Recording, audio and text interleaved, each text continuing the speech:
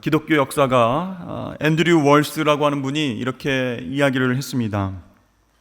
다른 종교들은 하나같이 종교의 발생지가 지금까지 중심지로 계속 남아있지만 기독교의 중심지는 계속해서 이동하고 있다, 이렇게 얘기했어요. 예를 들어서 이슬람교는 메카에서 시작되었고 지금도 그곳이 중심지로 남아있습니다.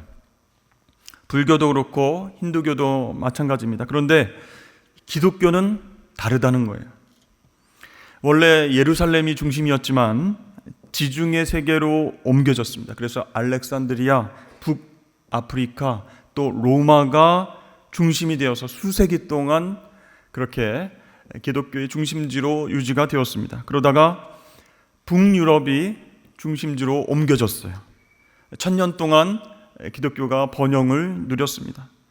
그 이후에 20세기에 이 유럽 쪽의 기독교가 쇠퇴하면서 북미로 기독교의 중심이 바뀌게 되었습니다. 이제는 어떻게 됐을까요? 북미가 아니고 남미와 아시아와 아프리카가 기독교의 중심지로 이동하게 되었다는 것이에요. 1900년대만 해도 아프리카의 기독교 인구가 1% 정도밖에 안 되었는데 지금은 기독교인이 아프리카 인구의 거의 절반을 넘게 차지하고 있다는 것입니다. 그러니까 예루살렘에서 시작됐는데 계속 그 중심지가 옮겨져 가는 것이 기독교가 다른 종교하고는 다른 특징이다라고 말하는 거예요. 자, 그러면 그 이후로도 기독교의 중심지는 어떻게 될까요? 계속해서 이동할 것인데 그 원인이 무엇입니까? 다른 종교는 계속 종교가 시작된 곳이 중심지가 되는데 기독교는 왜 계속 옮겨집니까? 라는 질문에 앤드류 월스는 이렇게 대답했습니다. 이 기독교의 중심에는 낮아짐이 있기 때문입니다. 바로 십자가의 낮아짐, 겸손입니다. 이렇게 대답을 했습니다. 그러니까 복음의 중심에는 십자가가 있습니다. 십자가의 의미는 무엇이죠? 예수님처럼 나눠주고 그리고 낮아지고 섬기는 그런 의미가 있다는 거예요. 그러니까 이 기독교가 권력과 부의 자리를 오랫동안 차지하게 되면 쇠퇴하게 되는 거예요. 죄와 은혜, 십자가 능력이 약해지고 잠잠해지고 중심지에서 이동하게 된다. 그것은 영향력이 사라지게 된다, 그런 뜻입니다. 그렇게 되면 기독교는 그곳을 떠나서 부와 권력이 장악하는 그 중심지를 떠나서 더 낮은 곳에서 섬길 수 있는 다른 곳으로 이동하게 된다라고 설명을 했습니다. 오늘 본문 말씀은 우리가 아주 잘 아는 말씀이죠. 오늘 본문 말씀 보니까 어떤 사람이 예수님께 와서 질문을 했다, 이렇게 나옵니다. 그래서 다른 복음서를 보면, 똑같은 기사를 기록한 다른 복음서를 보면 이 어떤 사람은 젊은 부자다, 이렇게 표현을 하고 있죠. 그래서 우리들은 흔히 그를 부자 청년이다, 이렇게 부르고 있습니다. 우리가 잘 아는 이 부자 청년, 예수님께 나와서 어떻게 물어봤죠? 선생님이여. 네. 다른 복음서에는 선한 선생님이여, 내가 무엇을 하여야 영생을 얻으리까? 내가 무슨 선한 일을 하여야 영생을 얻으리까? 오늘 본문은 그렇게 나오고 있어요. 요즘 TV를 보면 데이트하는 프로그램이 굉장히 많아진 것 같아요. 근데 그냥 남녀가 나오는 게 아니고 선남, 선녀만 뽑는 것 같습니다. 잘생기고 예쁜 그런 남녀들만 이렇게 모으는 것 같아요. 그래서 이제 카메라가 촬영을 하는데 거기에서 데이트를 하고 속마음을 이야기하고 또 고민하고, 네, 또 다른 사람 데이트 해보고 이렇게 하다가 각자가 좋아하는 짝을 찾아가는 것을 보여주는 그런 예능 프로가 많아진 것 같습니다. 가만히 보면요, 남녀 할 것 없이 외모도 출중하고요, 키도 다 크고요, 직업도 굉장히 좋고요, 자신의 커리어도 얘기하는데 굉장히 좋고요, 유머 감각도 있고요. 그러니까 모든 것을 다 갖춘 매력적인 사람들이 많이 나오는 것 같습니다. 근데 그 중에서 어떤 사람은 자기애가 굉장히 강했어요. 나 스스로, 자기 스스로 너무 완벽하다 이렇게 생각하는 것 같아요. 그래서 저는요, 뭐든지 다 잘했습니다. 옛날부터 공부도 잘했고요, 운동도 잘했고요, 저는 완벽한 그런 사람과 같습니다. 이렇게 이제는 부끄럽지도 않은가 봐요. TV 앞에서, 카메라 앞에서 내가 잘났다, 난 최고다, 완벽한 사람이다 이렇게 자랑을 합니다. 그러니까 그 프로에는 왜 나왔느냐? 돈과 명예와 성공과 이룰 것은 다 이루었는데 너무 바빠서 짝을 못 찾았다.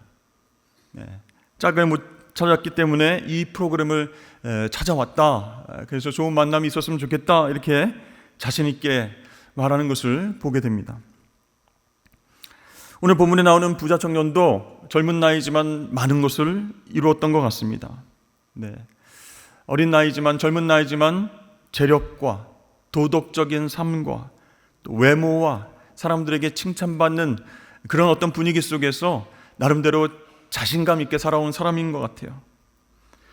근데 자기가 가만히 생각해 보니까 내가 생각하기에도 나는 굉장히 완벽한 사람이지만 뭔가 좀 허전하다는 거예요.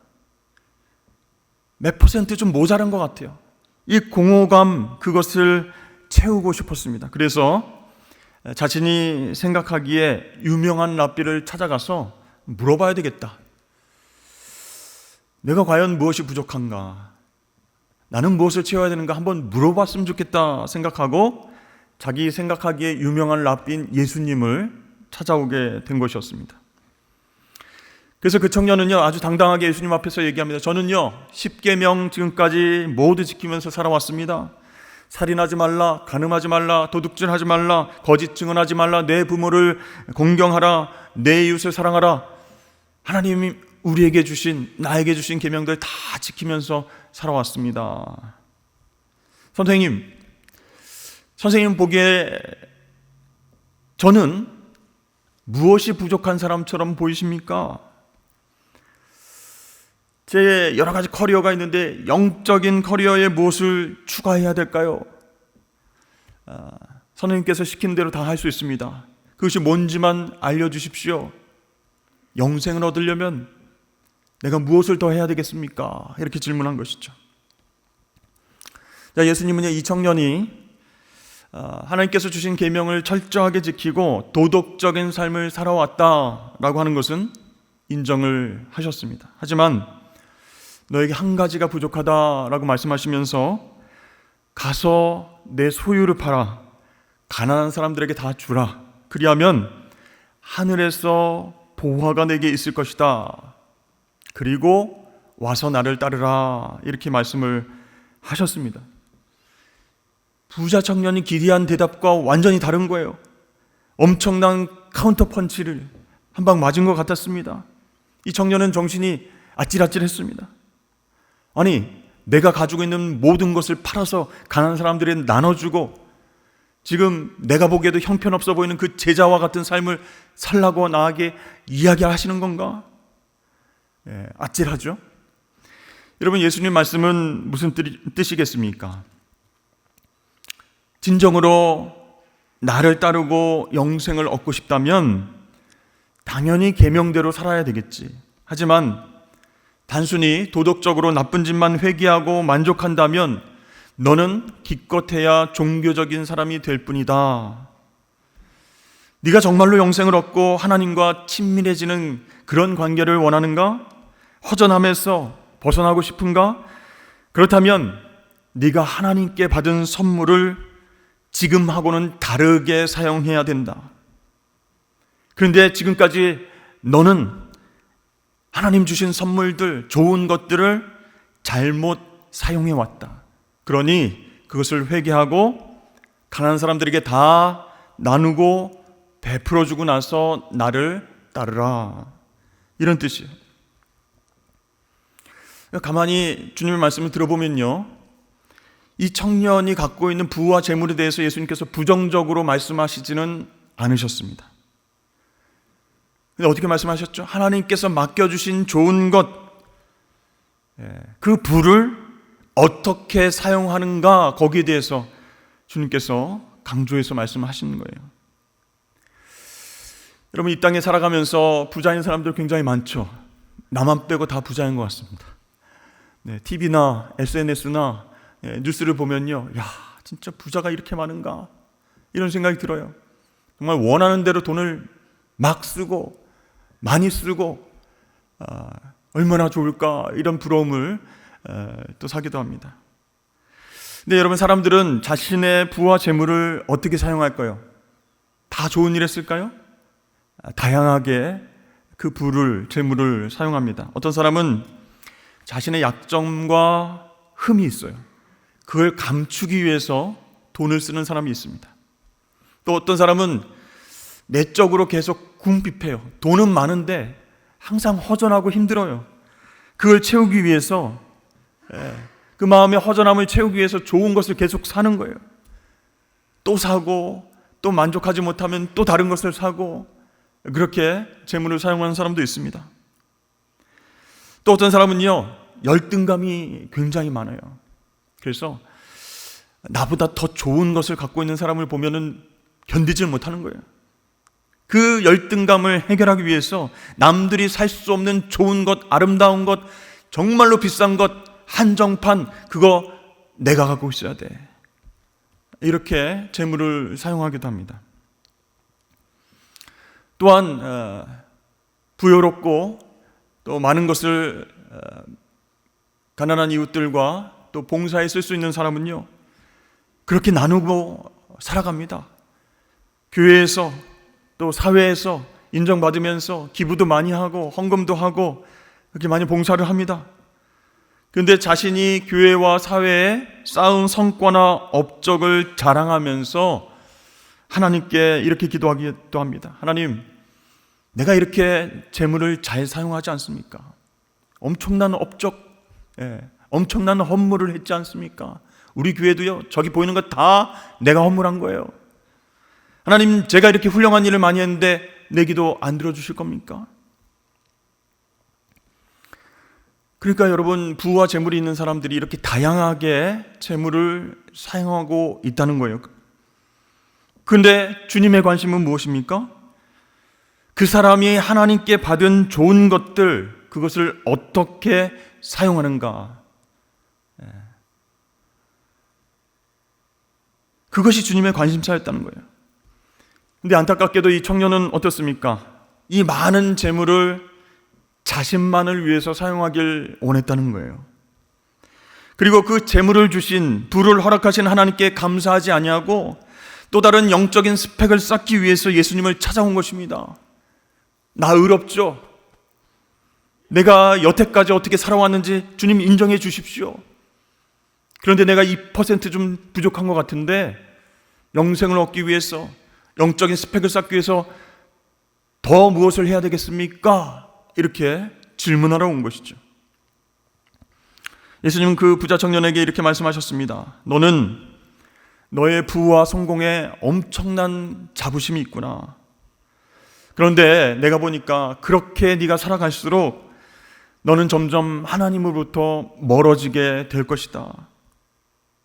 너는 지금 하나님을 너의 구세주로 여기지 않고 생활하고 있구나.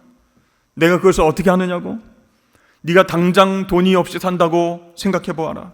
너의 유산, 너의 통장, 너의 하인, 너의 저택, 이 전부가 사라지고 너만 남았다고 생각하면 너는 그래도 행복할 수 있겠느냐? 이제 이런 뜻이죠. 예수님 말씀에 이 청년이 고개를 푹 숙이면서 근심하며 돌아갔다, 이렇게 나와 있습니다. 이 원어를 찾아보니까 근심하다라고 하는 말은요, 비탄에 잠겼다, 그런 뜻이에요. 그냥 아유 하고 한숨 쉬고 돌아간 게 아니고 비탄에 잠겼어요. 그 청년에게는 돈이 전부였기 때문에 그렇게 슬픔과 비탄에 잠겨서 아무 말 못하고 돌아갔다라는 것입니다.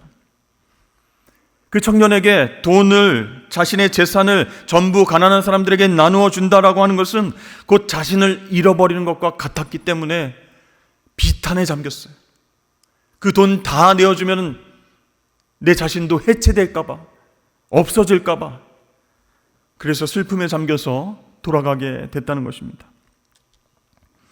사랑하는 성도 여러분, 우리가 예수님 믿고 있는데 예수님을 내 인생의 리더, 내 삶의 도덕 선생으로만 여긴다면 돈과 명예와 부가 여러분의 구세주가 될 수 있다는 거예요. 내가 믿는 예수님을 어떻게 생각하고 있는가, 그분을 어떤 분으로 바라보고 있는가에 따라서 돈에 대한 관점이 달라질 수 있다, 그런 얘기예요. 예수님을 진짜로 사랑하고 예수님 말씀을 잘 듣고 그 말씀을 암송하고 있지만 내 현실적인 문제를 해결해 줄 그 신은 바로 돈이다, 이렇게 내면 깊은 곳에서 인정하고 있다면 우리는 그 부분을 하나님 앞에 내어놓고 회개를 해야 돼요. 왜 그렇습니까? 우리 살아계신 예수님과 이 돈을 똑같은 신의 위치에 놓고 있다라고 하는 증거가 되기 때문입니다. 이 부자 청년은요, 겉으로 보기에는 아무런 문제 없이 살아가는 것 보입니다. 나름대로 도덕성을 갖추었습니다. 계명을 잘 지키며 살아갔습니다. 남들에게 피해 주지 않고 살았어요. 하나님 사랑, 이웃 사랑의 계명을 다 지켰다고 자부할 수 있었습니다. 그러나 자신의 노력과 재능과 합리성과 도덕성 때문에 하나님 은혜가 필요 없다라고 생각했던 거예요. 하나님 은혜, 그거 없이도 살아갈 수 있다, 이렇게 생각을 했던 것이죠. 여러분, 우리 그리스도인들은 어떤 사람들입니까? 어떤 존재입니까? 내 자신의 도덕성으로 구원받을 수 없음을 깨달은 사람들이에요. 아무리 착하게 살아도 스스로를 구원할 수 없음을 알고 예수 그리스도를 구주로 받아들인 사람들이 바로 그리스도인들입니다. 그런데 실제로 살아가는 우리 그리스도인들의 모습을 보면 오늘 부자 청년과 같은 모습들이 많이 나타난다는 거예요. 내 자신의 도덕성, 내가 이룬 성공, 또 내가 모아놓은 부와 재물, 그것들이 구원에 도움이 되었다, 이렇게 생각하는 거예요. 하나님의 은혜는 부차적인 것이고 내가 이룬 부와 성공과 안전한 그런 자리가 나를 여기까지 있게 했다라고 믿으면서 살아가는 그리스도인들이 많다는 거예요. 그러니까 여러분, 예수님께서 부자가 구원받기가 어렵다라고 말씀을 하시는 거예요. 우리에게 있는 부와 도덕성이 오히려 예수 그리스도의 십자가를 이해하지 못하도록 방해할 때가 많다는 겁니다. 왜 우리가 십자가를 바라보면서 울어야 됩니까? 왜 십자가 은혜를 붙잡고 살아가야 됩니까? 난 이해를 못하겠습니다. 난 지금도 평안한데, 아무 문제 없는데, 문제가 있으면 돈으로 해결하면 되는데 왜 굳이 우리가 고난주간에 나와서 십자가를 바라보면서 말씀을 듣고 기도해야 됩니까?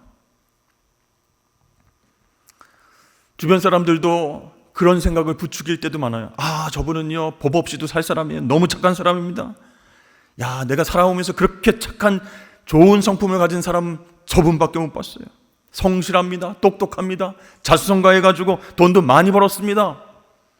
게다가 예수까지 믿어요. 예수 믿는 게 처음이 아니고 나중에 게다가 예수까지 믿으니 얼마나 좋습니까? 이런 얘기예요. 여러분, 그러나 주변에서 아무리 그 사람 칭찬해도요, 그 사람의 착한 모습과 도덕성과 부와 재물로 그 자신 스스로를 구원할 수 없다는 사실이에요.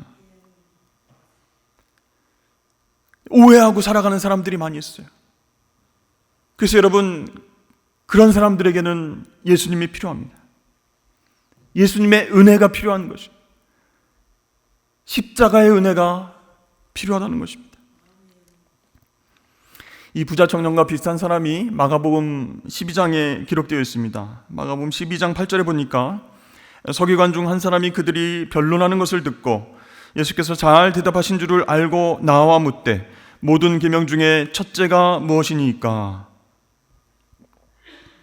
자, 여기에 등장하는 서기관, 이 서기관은 율법을 잘 아는 사람이죠. 율법을 너무 잘 알아요. 근데 이 서기관의 질문은 예수님을 시험하는 것인가 동시에 정말로 궁금해서 묻는 질문이었습니다. 이 서기관들이 율법에 대해서 전문가여서 율법을 다 연구하고 또 분류하고 구약에서 613개의 율법을 다 찾아내서 이것 중에서 더 중요한 율법, 덜 중요한 율법 이렇게 구분하고 그렇게 노력을 했습니다.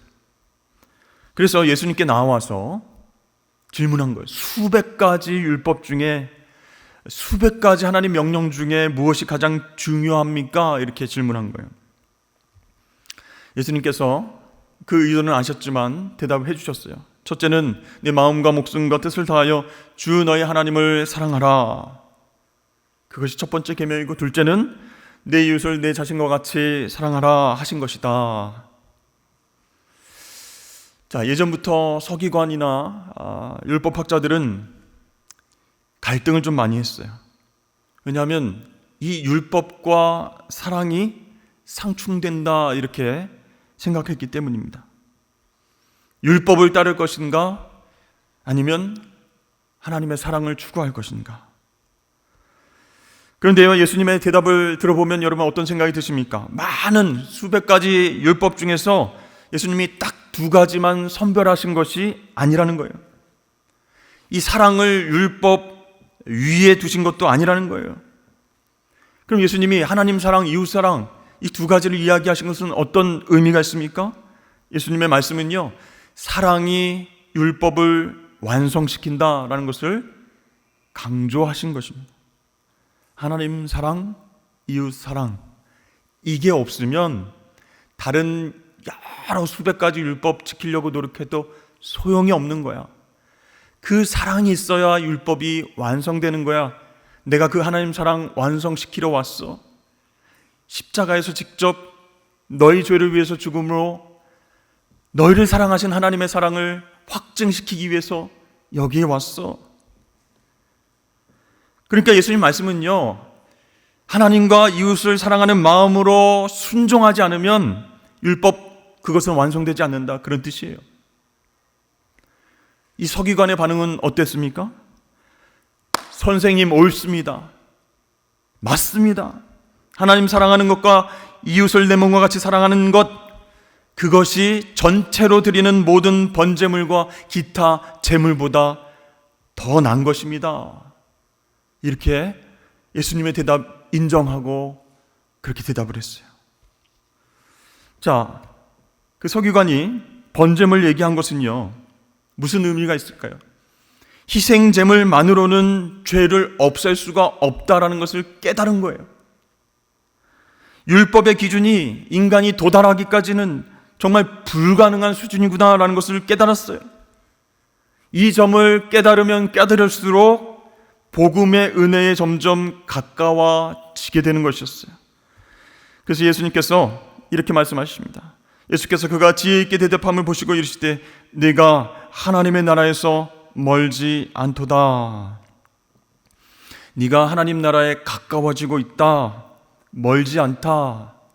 그 얘기는요, 율법을 지키는 것, 그것으로 구원 얻는 것이 아니고 하나님 베풀어 주신 은혜의 사랑이 필요하다는 것을 깨달음으로 나아가고 있구나, 가까워지고 있구나.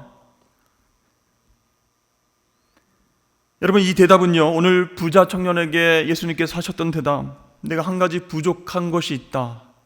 너는 다 이르렀다, 다 성취했다고 생각하지만 부족한 것이 있어. 그것은 하나님의 은혜야, 하나님의 사랑이야.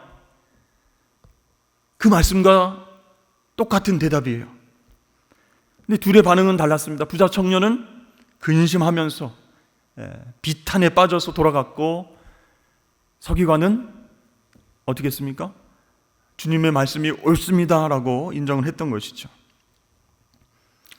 자, 부자 청년으로 돌아와서 그는 계명을 다 지키면서 하나님 사랑을 실천했다라고 생각을 했지만 자신의 재산을 이웃에게, 가난한 이웃에게 나눠주기를 꺼려하면서 뭘 증명하게 된 거예요? 자신의 하나님 사랑이 거짓이다라고 하는 것이 드러나게 된 거예요. 얼마나 민망한 상황입니까? 사실 돈과 재물을 하나님보다 더 사랑했기 때문에 예수님께서 버리고 날 쫓아오라 라는 명령에 순종하지 못하고 근심하면서 돌아가게 되었습니다. 여러분, 예수님께서 십자가에 달리기 전 부자 청년과 했던 이 대화를 통해서 우리는 무엇을 생각해 봐야 될까요? 돈 앞에서 우리의 태도는 어떠해야 될까 생각해 보았으면 좋겠습니다. 예수님은요, 돈에 대해서 많은 말씀을 하셨습니다. 아, 예수님 돈 좋아하셨구나. 예수님 돈이 있으면 기쁘셨구나. 이게 아니라 단순히 돈이 좋아서 싫어서가 아니고, 이 돈이라는 것이, 물질이라는 것이, 부라고 하는 것이 하나님 사랑을 방해하기도 합니다. 돈 자체가 우상이 되기도 합니다. 그럴 위험이 크기 때문에 예수님은 돈에 대해서 언급을 많이 하셨어요. 마태복음 6장에 보면요, 한 사람이 두 주인을 섬기지 못할 것이니 너희가 하나님과 재물을 겸하여 섬기지 못하리라.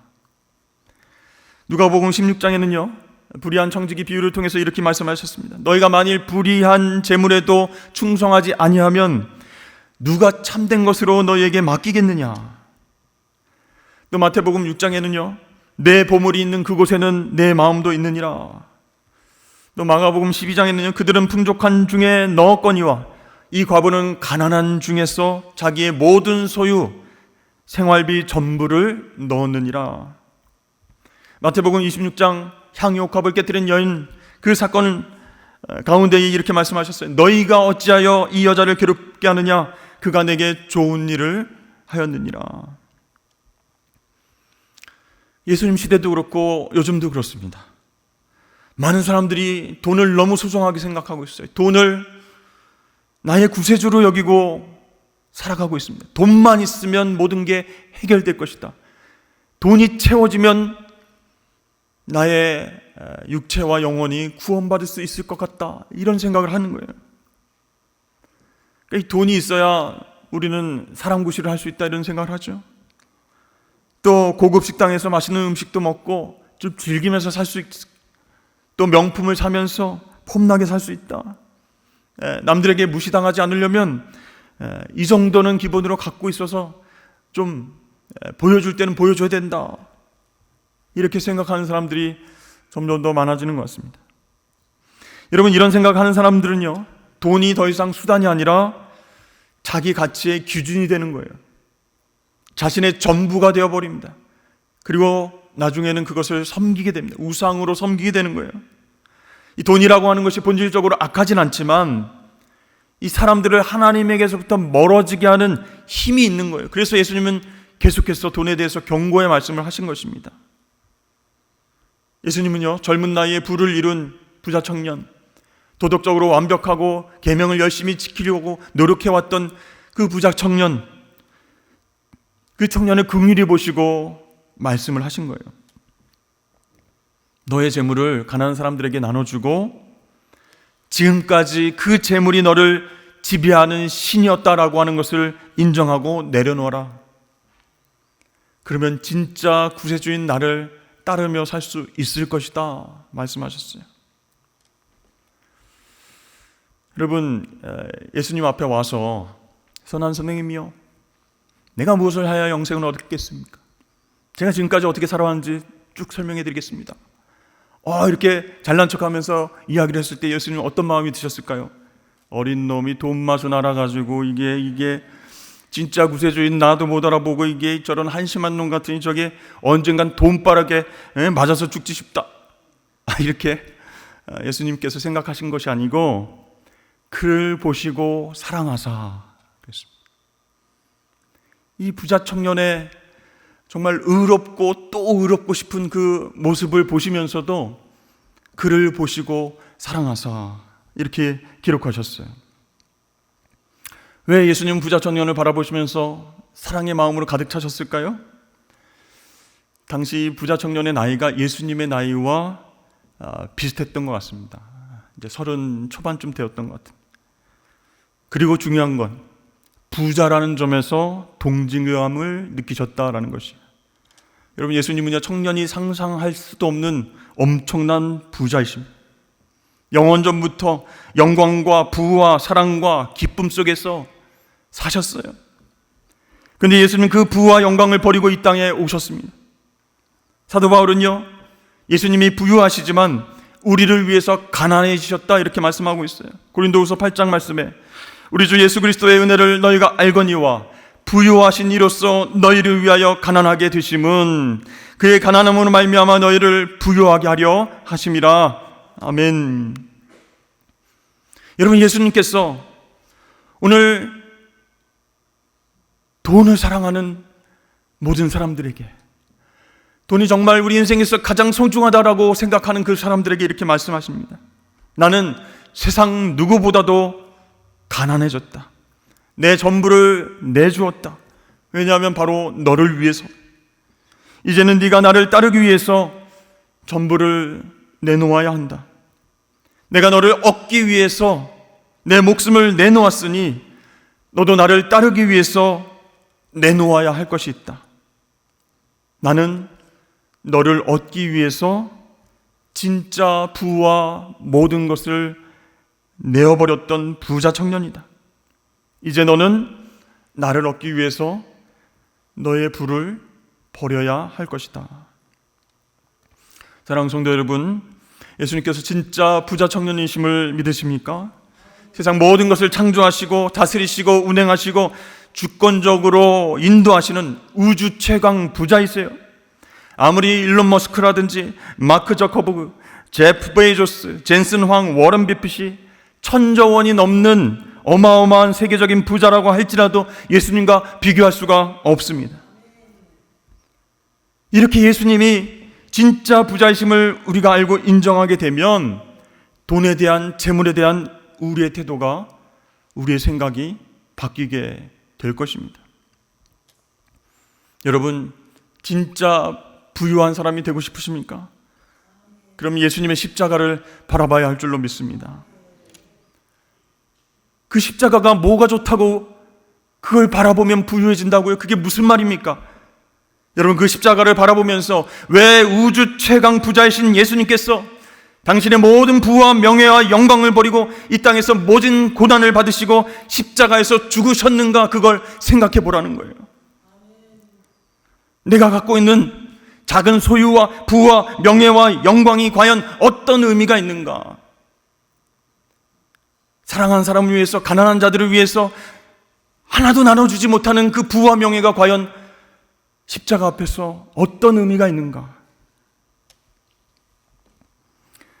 여러분, 십자가에 달리신 예수님과 나를 정말 행복하게 해줄 것 같은 돈 중에서 어디에 가치를 두느냐에 따라서 우리는 진짜 부자처럼 나누고 베푸는 삶을 살 수도 있고, 가짜 부자처럼 돈만 움켜쥐고 살다가 예수님 곁을 떠날 수도 있습니다.